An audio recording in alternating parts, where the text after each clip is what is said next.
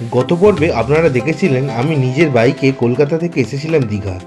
আজকের পর্বে আপনারা দেখবেন দীঘার লোকাল সাইট সিন, অর্থাৎ ভূষণ্ডেশ্বর শিব মন্দির, চন্দনেশ্বর মন্দির, উদয়পুর সি বিচ, দীঘার বিখ্যাত মোহনা ও সামুদ্রিক মাছের সম্ভার। চলুন তাহলে শুরু করা যাক আজকের সুন্দর পর্বটি। নিউ দীঘায় আমাদের হোটেল থেকে বেরিয়ে আমরা চললাম আমাদের দীঘা সাইট সিনের প্রথম স্পট উড়িষ্যা রাজ্যের ভূষণ্ডেশ্বর শিব মন্দিরে। হোটেল থেকে দূরত্ব ছিল সড়কপথে 23 কিলোমিটার, সময় লেগেছিল 1 ঘন্টা মতো।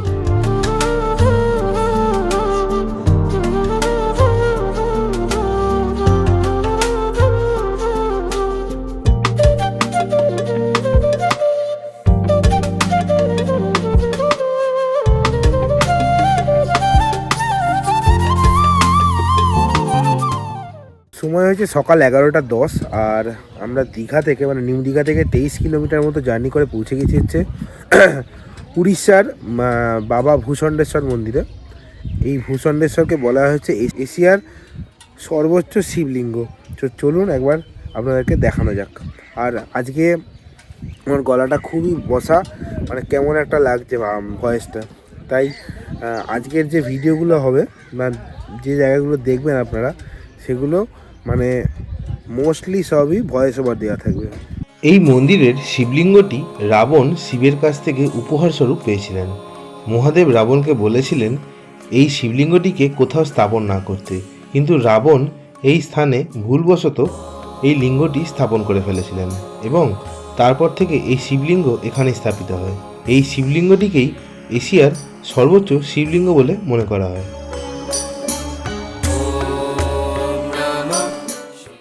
ভূষণ্ডেশ্বর মন্দির দেখে আমরা চললাম আমাদের পরবর্তী গন্তব্য চন্দনেশ্বর মন্দিরের দিকে।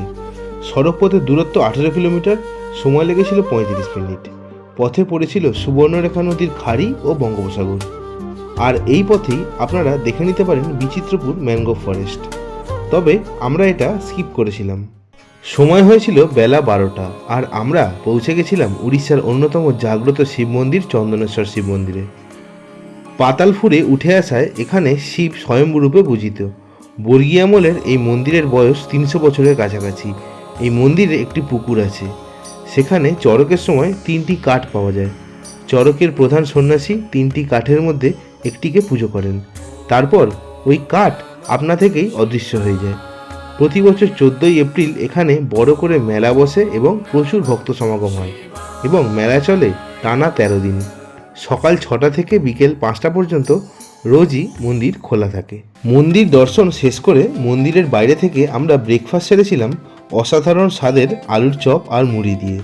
আলুর চপের দাম নিয়েছিল 5 টাকা প্রতি পিস এবং তারপর চললাম উদয়পুরের দিকে। সময় এখন দুপুর 1:06 আর আমরা পৌঁছে গেছি হচ্ছে উড়িষ্যার গোয়া উদয়পুরে। আর অনেকে ভুল করেন যে বাংলার গোয়া বলে, উদয়পুর কিন্তু বাংলায় নয়, উদয়পুর হচ্ছে উড়িষ্যাতে। চলুন আপনাদেরকে দেখাচ্ছি উদয়পুর সমুদ্র সৈকত। গোয়ার স্বাদ যারা বাংলায় বসে নিতে চান তাদের জন্য উদয়পুর পারফেক্ট হলিডে ডেস্টিনেশন।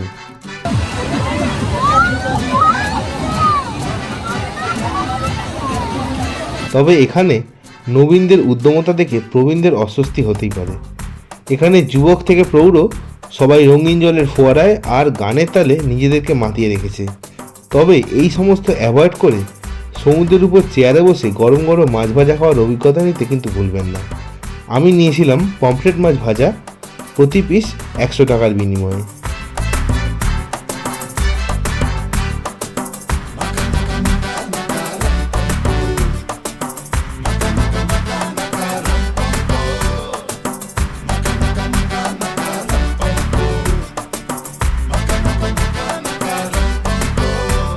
এবার আপনারা দর্শন করুন দীঘাতে পশ্চিমবঙ্গ সরকারের তৈরি নবনির্মিত জগন্নাথ মন্দির।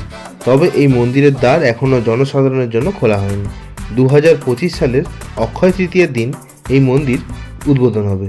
সময় এখন বিকেল 5:30 আর ওখানে খাওয়া দাওয়া করে জগন্নাথ মন্দির দেখে তারপরে হোটেলে গেছিলাম। ওখানে ফ্রেশ হয়ে এবার বেরিয়েছি হচ্ছে একটুখানি বেড়াতে, সমুদ্র দেখতে। আর এসছি হচ্ছে ওল্ড দীঘাতে। ওল্ড দীঘাটা বেশ সুন্দর করে সাজানো আছে, তো চলুন ওটা আপনাদেরকে একবার ঘুরিয়ে দেখাই। তার আগে চা খাবো।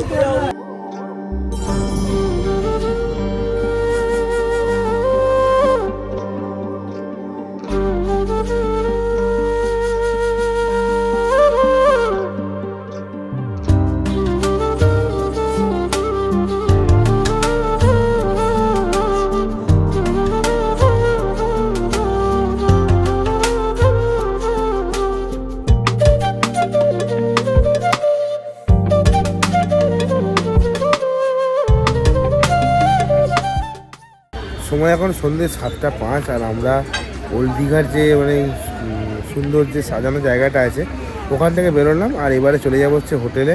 আর এখন আপাতত কিছু দেখানোর নেই, একদম ডাইরেক্ট হোটেলে যাব। আবার কাল সকালে মোহনা যাব, তখন আপনার সাথে কথা হবে। গুড মর্নিং সকলকে। আজ হচ্ছে 5ই জানুয়ারি 2024 আর এখন আমি চলে এসেছি হচ্ছে দীঘা মোহনাতে। আর সময় হয়েছে এখন ওই 6:45 মতো। চলুন মোহনাটা আপনাদেরকে একবার ঘুরিয়ে দেখাই। আর আমি অনেক ছোটোবেলায় এসেছিলাম, আর আজকে আরেকবার দেখব। এগুলো কী মাছ গো দাদা? কত করে এগুলো? ওই ওই যে ওই ওই কালো আমলেটগুলো ছোটো নেই? ছোটো আছে ওগুলো? ওগুলো কত করে কেজি? 500 টাকা করে। দেখুন এখানে ইলিশ বিক্রি হচ্ছে, এগুলো খোকা ইলিশ। ওখানে কাঁকড়া বিক্রি হচ্ছে দেখুন। আর এখানে ছোট দোকান আছে, দেখুন এখানে বিক্রি হচ্ছে শুটকি মাছ। দেখুন এই দাদা শুটকি মাছ, এই দাদা শুটকি মাছ। এটা হচ্ছে মেইনলি পার্কিং এরিয়া। দীঘা মোহনায় মাছ দেখা উদ্দেশ্য নিয়ে গেলেও সাক্ষী দেখেছিলাম একটা সুন্দর সূর্যোদয়।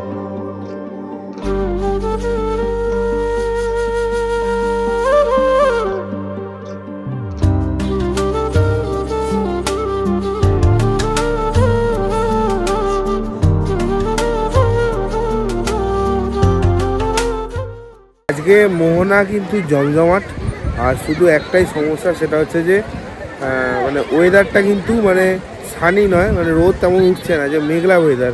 একটা পশ্চিমী ঝঞ্ঝা হবে নিউজও দেখছিলাম, ওই জন্যই মনে হচ্ছে আজকে পুরো মেঘলা ওয়েদার, কুয়াশা। সূর্যটা যা উঠছে কিছুক্ষণের জন্য আবার ঢাকা পড়ে যাচ্ছে।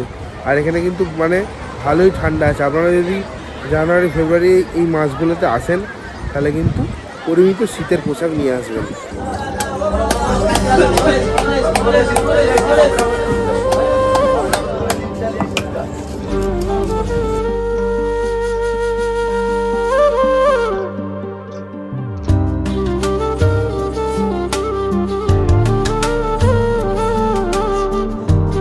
দীঘা মোহনায় মাছ কিনে হোটেলে ফিরে চেক আউট করে আমরা অপরিকল্পিতভাবে পৌঁছে গেছিলাম পূর্ব মেদিনীপুর জেলার তমলুকের বর্গভীমা মন্দিরে। সময় হচ্ছে দুপুর 1:45 আর আমি পৌঁছে গেছি হচ্ছে পূর্ব মেদিনীপুর জেলার তমলুকের বর্গভীমা মন্দিরে। আর চলুন এবারে মন্দিরটা আপনাদেরকে একটু দেখাই। 51টি সতীপীঠের মধ্যে বর্গভীমা মন্দির পূর্ব মেদিনীপুর জেলার তমলুকের অত্যন্ত জাগ্রত একটি সতীপীঠ। এখানে সতীর বাম পায়ের গোড়ালি পড়েছিল। শাক্ত ঐতিহ্যের কারণে মেদিনীপুর জেলার অনেক বিপ্লবী এখানে শপথ নিয়েছিলেন যে তারা ধর্মের পথে চলবেন এবং সশস্ত্র বিপ্লবের মাধ্যমে মাতৃভূমিকে পরাধীনতা থেকে মুক্তি করবেন। বিপ্লবী ক্ষুদিরাম বসু এখানে পুজো করতে আসতেন। দেবীর প্রসাদ হিসাবে এখানে শোল মাছ রান্না বাধ্যতামূলক। বলির আচরণটি এখন বাতিল করা হলেও বছরে একবার এখনও তা হয়।